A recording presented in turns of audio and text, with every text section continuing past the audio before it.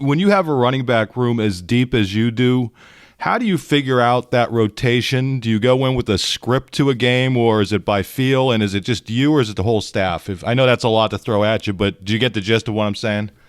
Yeah, Thank it's you. a little bit of both. A little bit of both. I go in with a predetermined, rotation of how I feel like going in the game. Maybe 2-1, 1-1, 3-1. Try to keep these guys fresh, and then I have a good feel. It's some things you just been doing a while. You gotta know. It could be motions, it could be swings, it could be carries in a row, where you can kind of read body language. I can kind of tell my guys now I've been around them long enough when they need a blow. So it's a feel thing and also a script thing. Let's go to Tyler Donahue, Lions 247, and Audrey, you're on deck.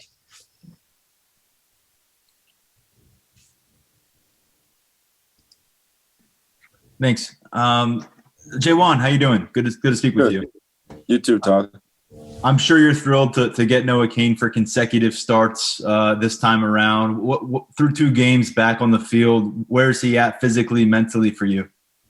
He's in a great place. He had nerves. The first game, I can tell the first 2 series he was in, he was pressing.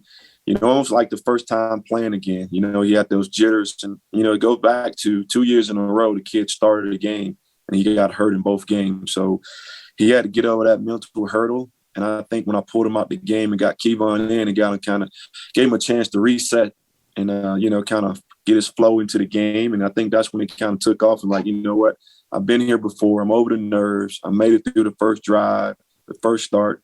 Now I'm kind of settled in and let the game come to me. Let's go to Audrey Seider. Greg Pickle, you're on deck. Hey, Javon, thanks for your time. You too, Audrey. I wanted to ask you about Kevon, since you mentioned him. What do you like about kind of the strides that he's taken on this year and the role that he's playing? You see growth, and you see him taking coaching. We had an incident, and I thought he played well in the Wisconsin game. More credit to their defense early in the game till we made adjustments.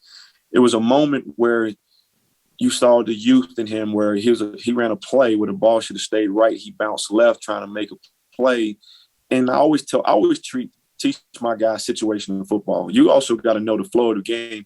When a game is close like it was, it's 0, I think it was 0-0 at that time.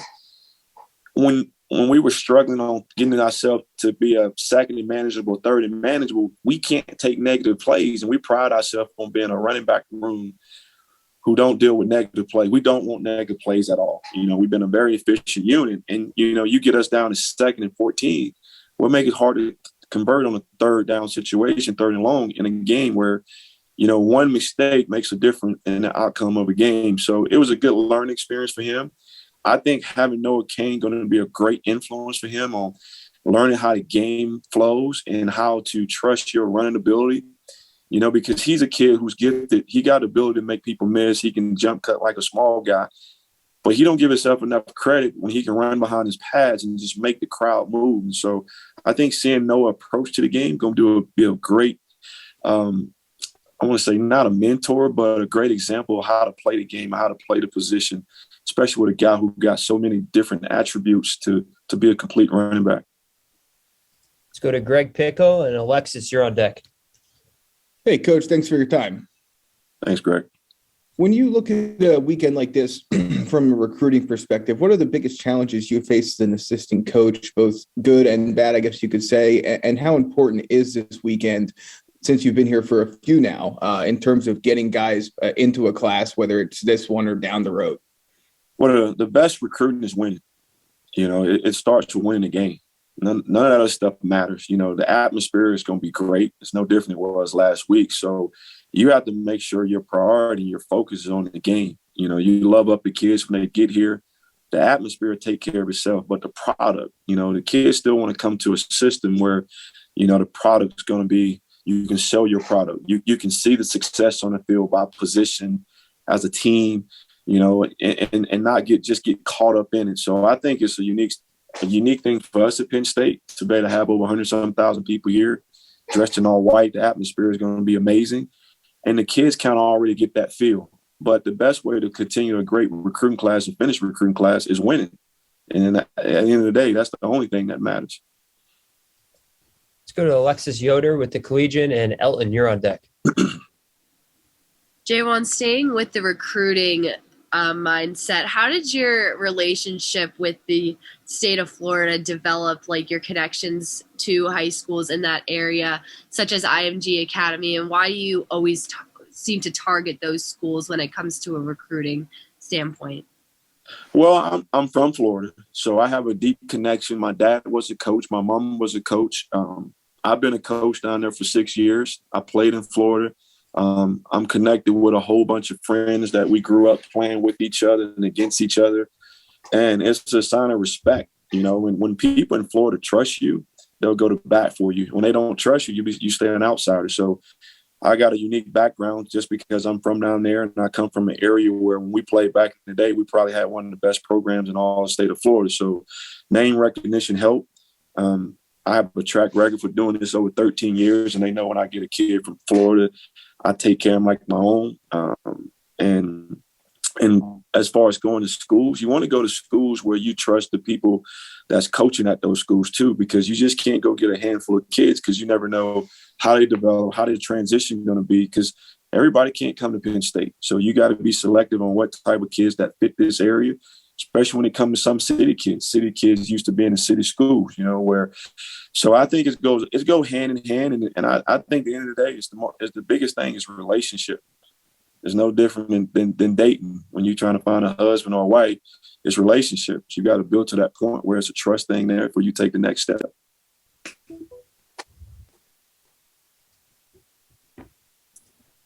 Hey, Jaywan, hope you're doing well this morning. Wanted to know if you could give us an update on John Lovett, where he's at right now, 2 games into the season. Well, that's a question for Coach Franklin, so I'm going to pass on that one. Let's go to Nubias Wilborn next. Go ahead, Nubias. Hey, Coach Seider, hope you're doing well today. Same to you, brother. Man, always a pleasure, man. As an assistant coach who deals with the recruiting, how do you navigate talking to the future kids, knowing the rumors? Yeah, Franklin's been involved in these things pretty regularly. How do you handle that, just kind of navigating, talking to them and letting them know what's really good? Well, I hope, through the process, you build a point of trust between you and the kids you recruit, and where they can take your word, because the only thing we control is what we can control. So I don't deal in the uncontrollable situations, where there's rumors and that. And I just tell the kids, like, we at Penn State, our main focus is 1-0 in Auburn this week. And this school sells itself. I mean, we Penn State, we're a top 10 program. We're going to play Auburn. That's the only thing matters.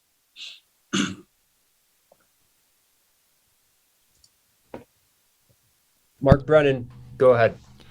Jaywan, with as loaded as your room is, what's your message when you're talking to running back recruits about coming to play at Penn State, knowing there's a lot of talent there already in that room? And I know you can't speak about specific recruits, but just generally.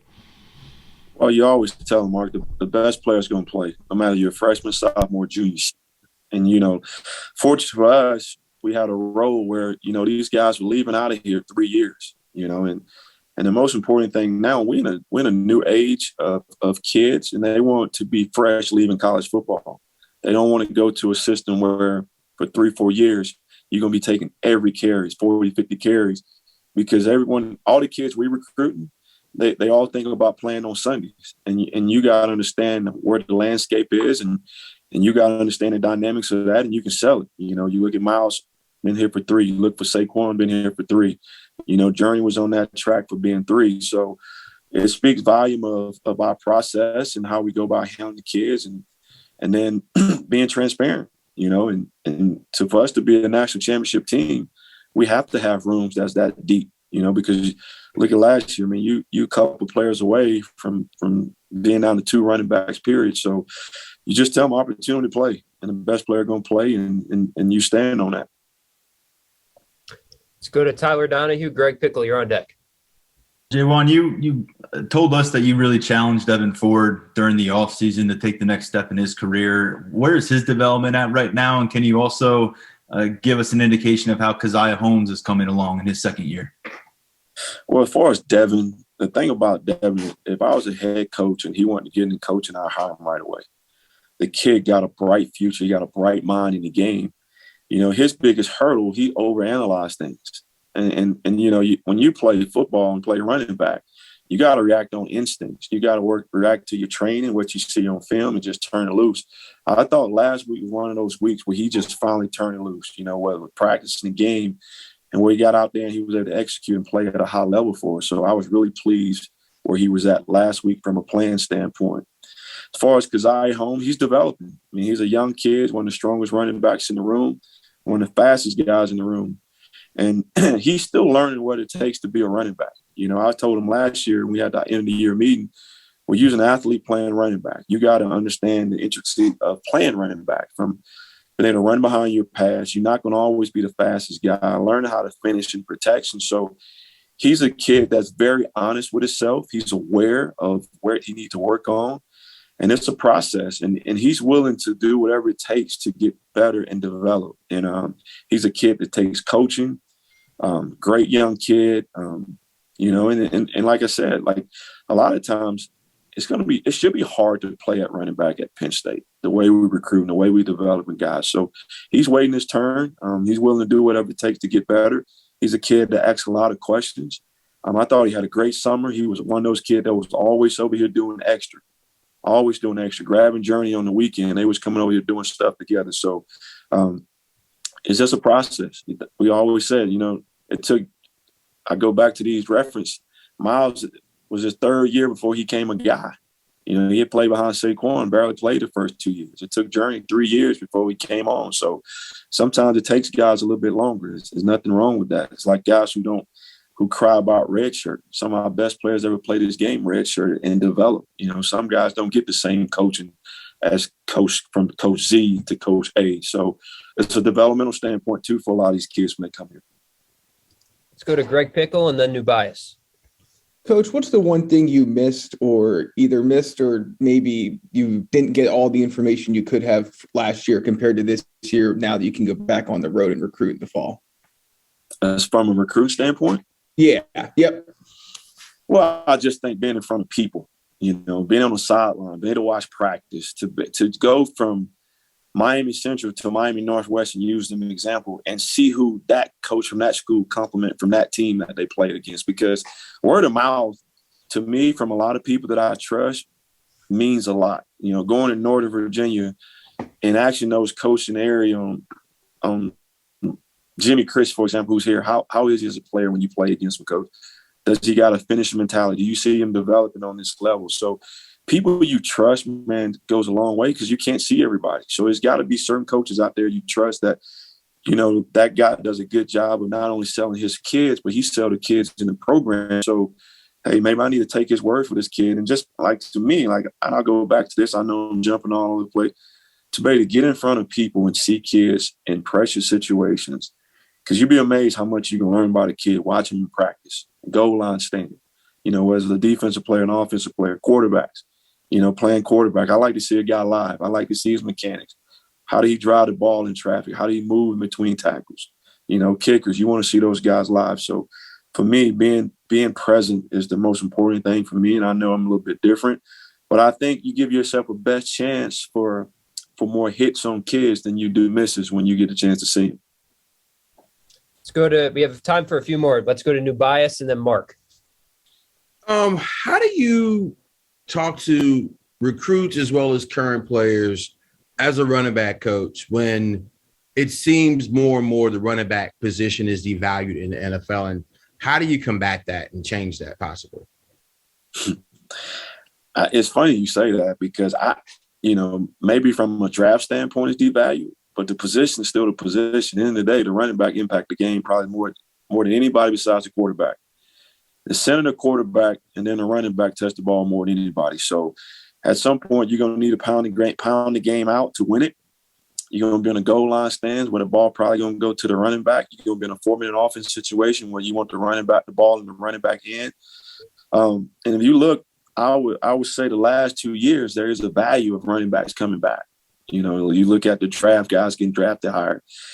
I think what hurt a little bit to those guys getting drafted because you playing with two running backs now more so than one. Like in the past, one guy might be the bell cow. Well, now you can play these guys a little bit longer with your first and second down and bringing a third down back. Or you got a guy who's a 3-down back, but you still want to take care of, a la Saquon, Miles. Keeping those guys fresh so you can get 10, 12 years out of those guys is the premium for all pro teams, because when you got a special talent, you want to get them as long as you can instead of 3 or 4 years. So I think the game is changing. They're just being smart. That's why these guys, if you really study the history, you don't get so caught up in the first one. You work your tail off and try to get to that second contract is what you sell the kids on. We got time for 2 more here. We'll go Mark Brennan, and then Audrey, you'll finish us up. J1, you mentioned Journey earlier. Kind of where is he at? I know last year you were a little bit concerned about everything that was kind of heaped on him in a difficult situation. How has he kind of come out of that, and what do you see his future as being? Thank you. Well, I think, Mark, it's hard to speak for Journey. I think he's maturing. He's learning the process of what the next step is. I think having a whole year away from it and coming to grips on what's real. You had his moments last year during the season, prep for the combine, and then the draft hit him. And I'm sure beginning his first game this year probably hit him again, but he handled everything with strides. He's working hard on trying to get his degree and then figure out what he want to do next. And my job is just to be there and be supportive for him and not try to make up his mind for him. Don't get in coaching if it's not something you want to do, because this ain't for everybody. And because I know a lot of people say, well, he should get in coaching, but it's a lot of great players play the game that don't want to coach. So I think it's got to be in you. It's got to be in what your heart is. And the good thing, he's still young. He got time to figure this thing out. And I'll be there the whole process with him, the whole step of the way. And Audrey, wrap it up for us. No pressure. J1, I wanted to ask you about Alan Zamitis and kind of the changes that he's brought in, and what do you like about getting to work with Alan a little bit? I'll tell you this, and it's a great story. I'm glad you brought him up. We was interviewing Alan, AZ we call him, and I got off the interview. I was so impressed with him, his energy, the way he carried himself. I went to Coach Frank. I said, I don't know what we're going to hire him as, but that's a guy I would want on my staff if I'm the head coach. I stand on the table for him. His energy, he connect with people. He connect with kids. I mean, every time I see the guy, you like, when you got good energy people, you want to be around him. Like, I guess you're attracted to that person. He's a guy I want on my staff. And so I went to coach. I said, Coach, I don't know what position you got open, but we need that guy back. He's a Penn Stater. He knows this program inside and out. He's got deep connections in all the regions we recruiting, from even his time in playing out and staying in Tampa. So it really helps. He's been a great access for us. I mean, he connect well with the kids. He fits in great in the program. He don't make it about himself. He make it about Penn State and Coach Franklin. So I think he's been a tremendous hire, a major upgrade. Now, I don't want to say upgrade because that's a slap in the face of the guys. He's been a tremendous access to us to help us get to this #1 recruiting class.